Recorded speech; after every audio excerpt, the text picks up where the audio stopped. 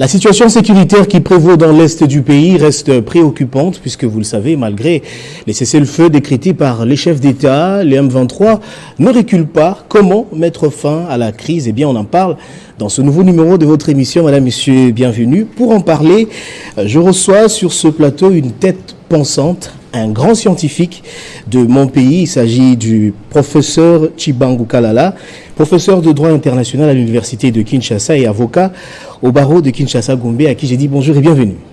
Bonjour, M. Kalonji. Merci. Merci, professeur, de cet honneur que vous nous faites. Non, mais pour moi, c'est un plaisir. Ça fait longtemps que je ne suis pas venu sur le plateau. C'est aussi une faveur pour nous. C'est un plaisir pour moi d'être là. Alors, comme je l'ai dit dans l'entame de cette émission, on voit bien que l'ennemi ne recule pas, malgré les efforts diplomatiques qui ont été fournis par les autorités du pays. Il y a eu les assises de Luanda, de Nairobi, mais malgré tout cela, les régimes de Kigali ne cessent de renforcer les M23 en moyens militaires. Entre-temps, la crise humanitaire ne fait que s'enliser. Quelle est votre lecture des faits? Merci, M. Kalonji, pour cette invitation. Monsieur Kalonji, je vais vous demander de retenir trois choses. Vous êtes un grand communicateur et un grand éducateur. Vous allez répéter ce que je vais vous dire tout à l'heure aux générations de Congolais, aux générations actuelles et futures. Première chose, le peuple congolais, les générations actuelles et futures, doivent savoir que dans les relations internationales entre États, un État digne de ce nom n'a pas d'amis. Un État digne de ce nom n'a pas d'ennemis. Un État digne de ce nom, il n'a que des intérêts à défendre.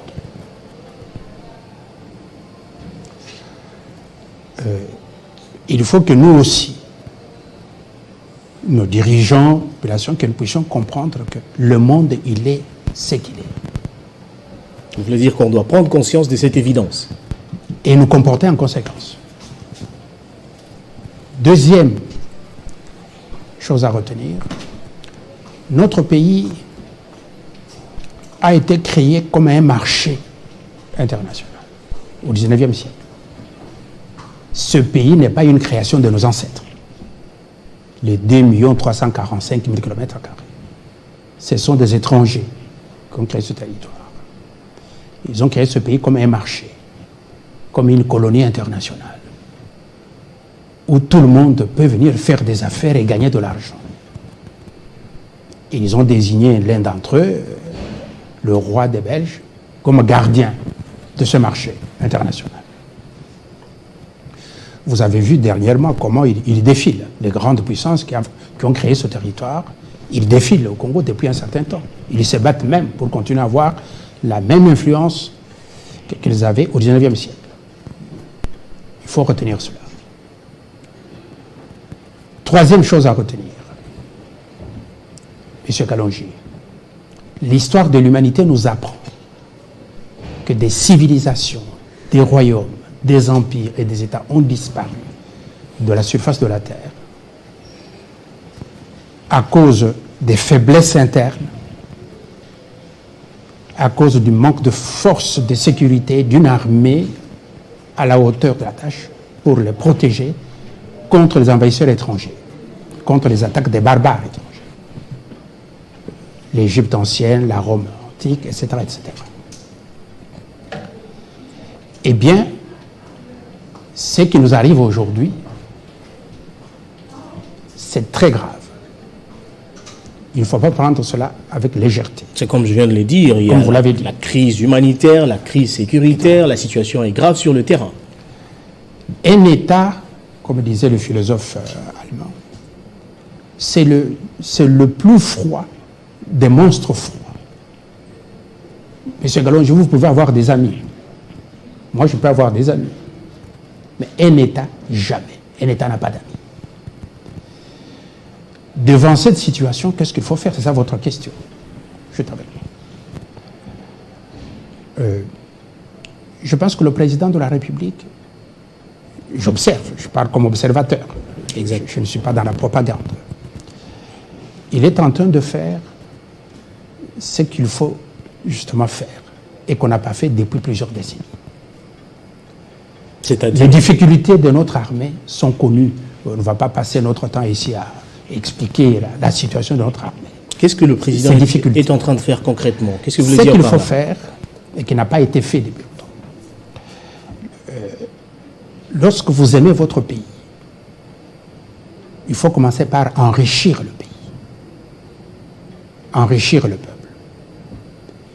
Si le pays devient riche, vous aurez des moyens justement pour bâtir une force de défense et de sécurité pour protéger le pays, protéger le peuple.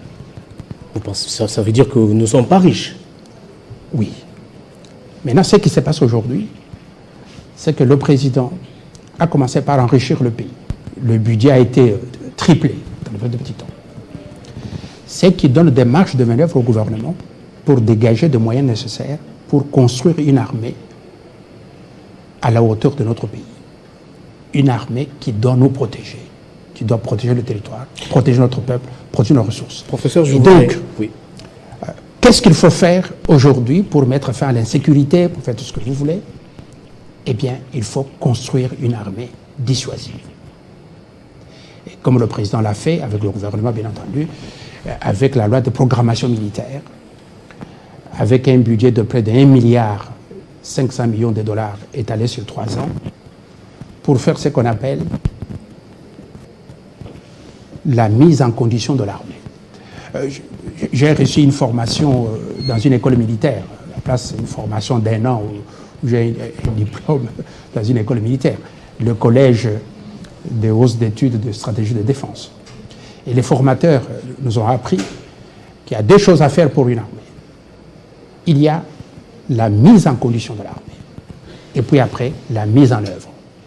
La mise en condition, c'est la formation de l'armée, la restructuration de l'armée, les entraînements qu'il faut fournir aux militaires, la formation qu'il faut donner aux militaires. Vous pensez que les autorités actuelles sont sur cette lignée-là? Améliorer les conditions de vie du soldat. Mais il faut également équiper notre armée. Il faut construire des camps militaires, n'est-ce pas? Et donc, en ce moment-là, nous pourrions avoir une armée digne de ce nom qui va nous défendre contre les menaces internes, mais également contre les menaces extérieures. Et donc, il faut construire une armée, et ce qui est en train de se faire aujourd'hui, c'est ça la voie à suivre. Il faut arrêter de pleurnicher, M. Kalonji. Oui, le Rwanda se renforce. Oui, tout ce qui fait ce droit. Oui, on ne nous aime pas. Il faut arrêter ça. Il faut faire, je vais terminer par là, et je vous donne un exemple récent, avec l'Éthiopie. Le Premier ministre de l'Éthiopie aujourd'hui, il est prix Nobel de la paix, Abiy. Prix Nobel de la paix. Il y a 1 an et demi, 2 ans, les rebelles du Tigré étaient aux portes d'Addis Abeba. Les États-Unis, les pays occidentaux commençaient à demander à leurs ressortissants de quitter Addis Abeba parce que les rebelles étaient sur le point de prendre la capitale. Le Premier ministre Abiy a dit « Ces rebelles-là ne peuvent pas battre l'armée fédérale. Eh bien, moi, je vais monter au front. » Abiy, nous l'avons vu à la télévision, Premier ministre, c'est un lieutenant-colonel lui-même. Il est allé au front avec l'état-major de l'armée fédérale. Au bout de 2 semaines, ils ont exterminé les rebelles. Alors, ils ont frappé. Oui. Et donc, c'est ça ce qu'il faut faire aujourd'hui. Oui, professeur. Il faut qu'on ait une armée digne de l'État congolais, digne du peuple congolais. Et ce qui est en train de se faire maintenant, c'est ce qu'il faut faire. Il faut en croire Jésus. Je voudrais revenir sur ce que vous venez de dire tantôt. Vous avez affirmé que notre pays n'est pas riche, alors qu'on sait bien évidemment que notre sous-sol est immensement riche. Qu'est-ce que vous voulez faire comprendre exactement à la population en ce moment, à travers cette approche-là, cette pensée-là? Qu'est-ce que je veux dire par là? Qu'il faut arrêter de pleurnicher. On ne nous aime pas, on nous attaque, on nous exploite. Eh bien, il faut prendre notre destin en main. C'est comme le président français, il a été critiqué, mais je suis d'accord avec le président français, Macron, ce qu'il a dit. Nous ne devons pas rendre les étrangers responsables des problèmes que nous-mêmes nous devons résoudre nous-mêmes. Bon, ce ne sont pas des étrangers qui viendront construire l'État congolais ici. Ce ne sont pas eux qui vont construire l'armée congolaise aujourd'hui. Donc il revient à nous de créer des richesses. Mais c'est nous. Les richesses sont potentielles, sont dans le sol, dans le sous-sol, ou sur le sol, etc. Mais il faut transformer cela en argent. Vous pouvez être riche, mais si vous avez un budget minable, comme on l'a eu depuis ces dernières décennies, de 3 milliards ou 2 milliards ou 1 milliard de dollars, ou même 600 millions de dollars, eh bien, vous allez être riche de manière potentielle, mais en termes d'argent, en termes du budget de l'État, vous êtes pauvre. C'est bien Et compris. donc, ce qui se fait aujourd'hui, cet effort que le gouvernement fait sur la question du président de la République, d'enrichir le pays, de donner des moyens à l'État, c'est ce qui va nous permettre justement de régler ce problème de sécurité. En faisant quoi? Comme je vous ai dit, en bâtissant des forces de défense et de sécurité efficaces, performantes, et cela, il faut y mettre de l'argent. Il faut financer l'armée. Alors, Ça, c'est très important. alors, professeur, la situation reste grave. Comme je venais de le dire, la crise sécuritaire a engendré la crise humanitaire. On parle de millions de déplacés qui n'ont ni à manger ni à boire.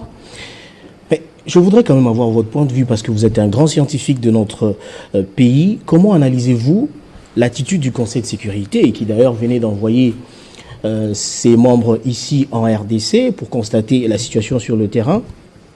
Cette attitude du Conseil de sécurité qui ne prend pas, jusqu'à aujourd'hui, des sanctions contre les dirigeants rwandais, alors que les experts des Nations Unies, on le sait, avaient établi des preuves selon lesquelles notre pays est agressé justement par le Rwanda. Pourquoi ça traîne autant?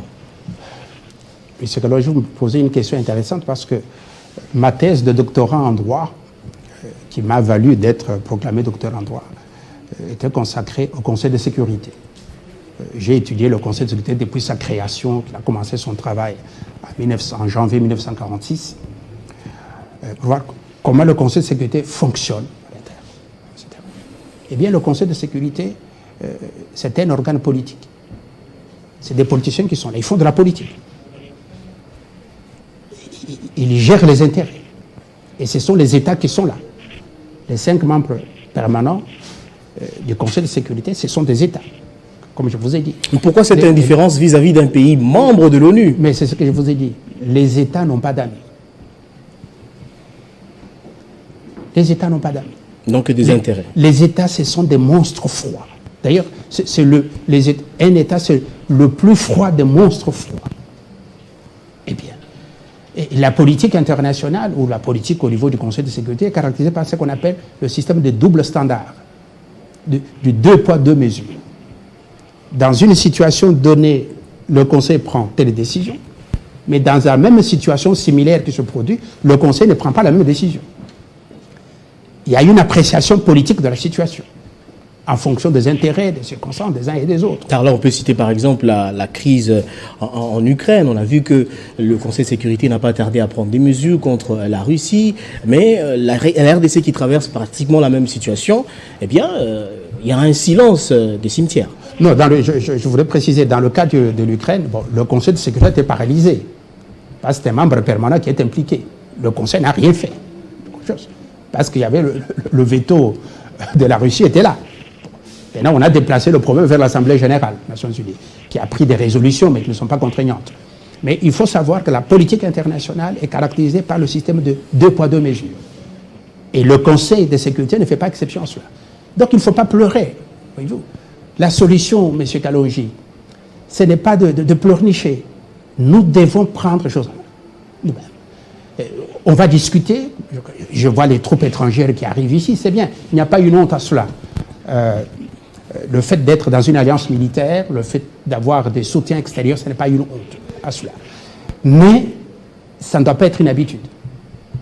L'Éthiopie n'a pas demandé de l'aide étrangère pour chasser les rebelles du Tigré qui menaçaient de prendre la capitale.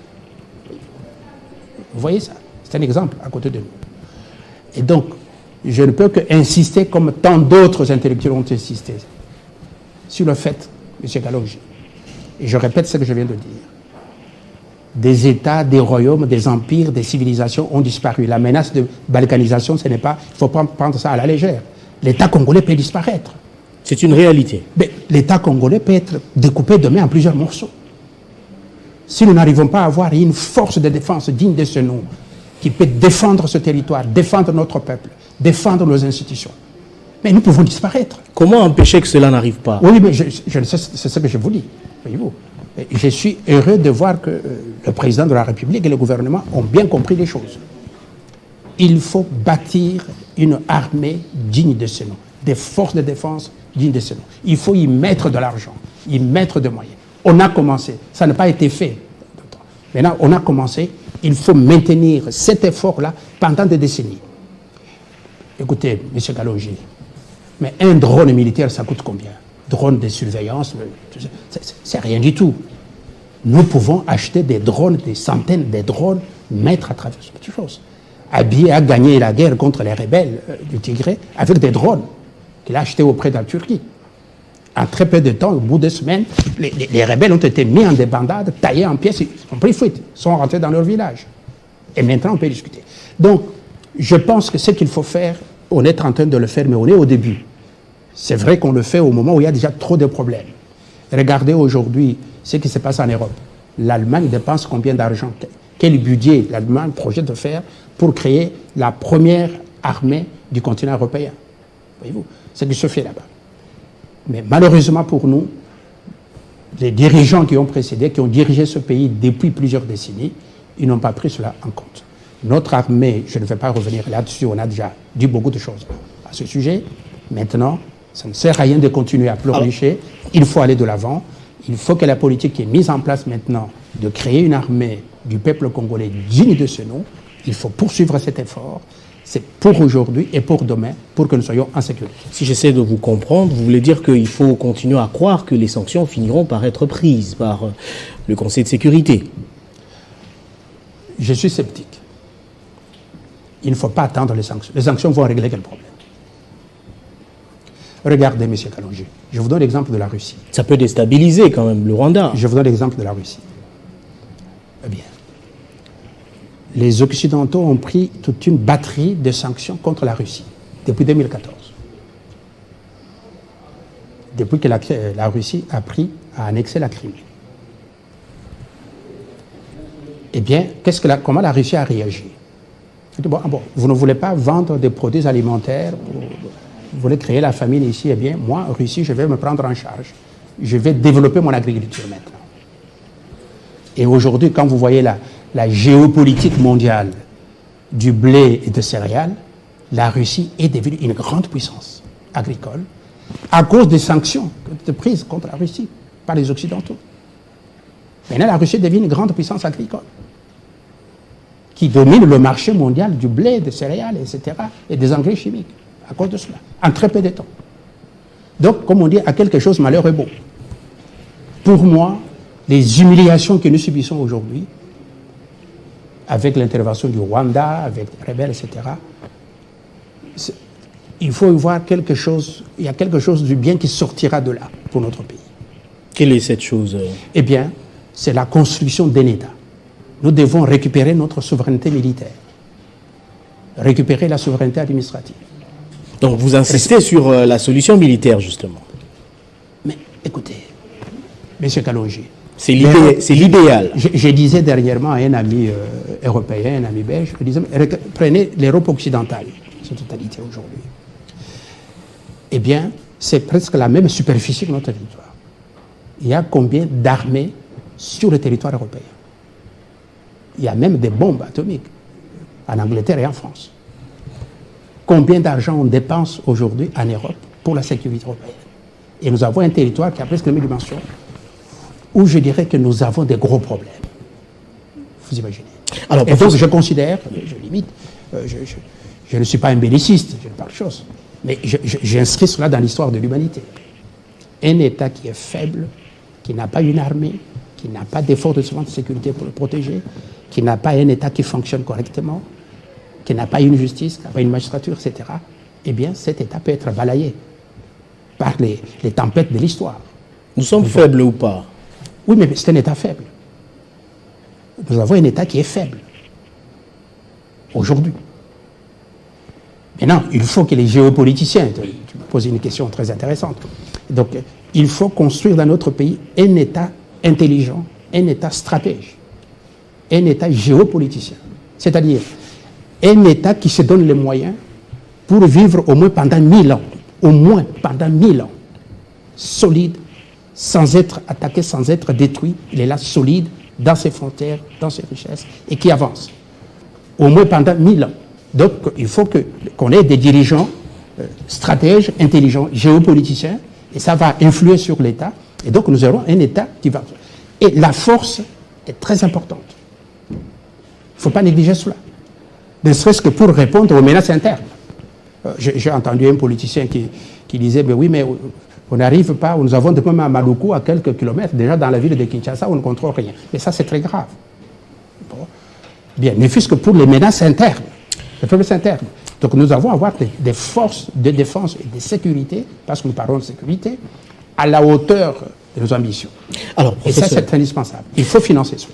Alors, professeur, parmi les solutions que proposent les autorités congolaises face à la situation sécuritaire qui prévaut dans la partie est du pays, qui reste d'ailleurs très préoccupante, il y a par exemple le déploiement des éléments de la communauté des États de l'Afrique de l'Est. Il y a plusieurs armées qui sont sur le sol congolais actuellement. On parle de l'armée kenyane, ougandaise, les Sud-Soudanais venaient justement de pouvoir faire leur entrée il y a quelques jours. Ils sont sur le terrain, selon le gouvernement, c'est pour contribuer au retour de la paix. Comment jugez-vous cette approche du gouvernement de faire intervenir les forces étrangères sur notre sol? Oui, M. Kalonji, je répète encore ce que je dis. Cela signifie que nous avons un État faible. Et donc, il faut aller de l'avant. Ce sont des solutions provisoires. Ce sont des solutions provisoires qu'il faut accepter, il faut gérer. Mais, dans la durée, c'est notre armée qui doit faire le travail. C'est le même. Il y a le problème de la diplomatie. Et comme disent les anglophones, bon, il faut fight and talk. Donc, il faut discuter, mais en même temps, il faut se battre. Là, vous abordez déjà la 4e question parce que le temps nous est imparti. Vous pensez que la diplomatie a toujours sa place à l'heure actuelle? Tout va se terminer par des discussions. Mais en attendant, il faut se battre et discuter. La force va faciliter le règlement diplomatique, le règlement politique des choses. La préférence aujourd'hui, c'est qu'il ne faut pas écarter une solution. Et bon, mais on ne fait que la guerre, on oublie la diplomatie. On ne fait que la diplomatie, on oublie la guerre. Il faut faire les deux. Tant que notre armée, tant que le gouvernement n'a pas encore récupéré tous les territoires, n'a pas instauré l'autorité sur l'ensemble du territoire, il faut faire les deux. Fight and talk. Mais il faut savoir avec qui il faut discuter. On n'allait pas discuter avec des voyous et des bandits qui ne comprennent rien. Voyez-vous, qui vont reprendre demain. Donc, comme le gouvernement l'avait dit, je suivais de loin, en disant oui, mais nous pouvons discuter avec les forces, mais attention, si c'est le cas du M23, il faut d'abord que le M23 se retire de toutes les zones occupées. À ce moment-là, on pourra discuter. Alors, donc, pour répondre directement à votre question, il faut dire oui, nous sommes membres d'une organisation internationale, l'EAC. Si cette organisation veut donner un coup de main pour pouvoir arriver à stabiliser la situation sur le flanc oriental de notre pays, parce que nous avons des problèmes sur le flanc oriental, de manière à ce qu'on arrive aussi à organiser ces élections dans un climat de paix, de sécurité, etc. Pourquoi pas? C'est une aide. Alors, professeur, mais ce n'est pas l'idéal, ça ne peut être que provisoire. À court terme, ou même à moyen terme, c'est notre armée qui doit prendre possession de tous les territoires et stabiliser, instaurer la paix et la sécurité partout. Alors, on va bientôt chuter. Il nous reste très peu de temps, professeur. Je voudrais qu'on dise un mot sur votre riche ouvrage qui venait de voir le jour il n'y a pas longtemps, intitulé « La République démocratique du Congo et ses 11 frontières ». Pouvez-vous nous en parler, professeur? Vous pouvez nous faire la synthèse de cet ouvrage? Merci beaucoup, M. Kalonji. Cet ouvrage, je l'ai rédigé parce que je voulais résoudre un problème, notre pays. Parce que j'avais l'impression que nous sommes propriétaires d'un vaste territoire, mais nous n'avons ni titre de propriété qu'on appelle en droit congolais le certificat d'enregistrement, pour montrer qu'on est des propriétaires. Et puis, cette parcelle n'est pas clôturée. Et donc, je suis allé à la recherche, à l'origine, pour voir comment on a créé ce territoire au XIXe siècle, par qui, comment. quels sont les documents qui ont été signés, qu'on appelle les accords et traités internationaux, pour délimiter l'ensemble de ce territoire. Ça se trouve où? Qui ont signé ces documents, etc. De manière à permettre à notre peuple, à l'État congolais, d'avoir ces titres de propriété sur le territoire. De telle sorte que si demain nous avons un problème avec un pays voisin qui réclame telle montagne ou telle rivière ou tel territoire en disant que c'est à moi, eh bien, nous avons des titres de propriété internationaux que nous allons brandir. Dans cet ouvrage, vous affirmez donc que le Rwanda n'a aucune terre à réclamer en RDC. Heureusement, j'ai tout retrouvé, M. Kalogi. Aujourd'hui, nous sommes tranquilles, nous sommes à l'aise. Avec n'importe quel pays voisin qui oserait lever son doigt pour dire oui, je réclame ceci, eh bien, nous avons les armes, nous avons les documents nécessaires, juridiques, pour le faire taire. Et sur ce point-là, parce que vous posez le problème du Rwanda, effectivement, je ne fais pas de la propagande, mais ce sont les résultats de recherche. Eh bien, avec le Rwanda, comme avec les autres pays voisins, avec le Rwanda, eh bien, le Rwanda n'a pas un seul morceau de terre du Rwanda qui est en RDC, et vice-versa. Donc, si certains intellectuels rwandais ou dirigeants rwandais pensent qu'ils ont des terres à venir récupérer au Congo, comme j'ai entendu Kabarebe qui avait dit, nous avons envoyé des troupes au Congo pour récupérer nos terres, mais c'est lui, James Kabarebe, qui raconte sa vie. Bon, s'il pose le problème officiellement, nous allons lui répondre, parce que nous avons tout pour dire que lorsqu'on a tracé ces frontières, qu'on a délimité, on a signé les documents, que le Rwanda a accepté et qu'il n'y a aucun morceau de terre du Rwanda à RDC à récupérer.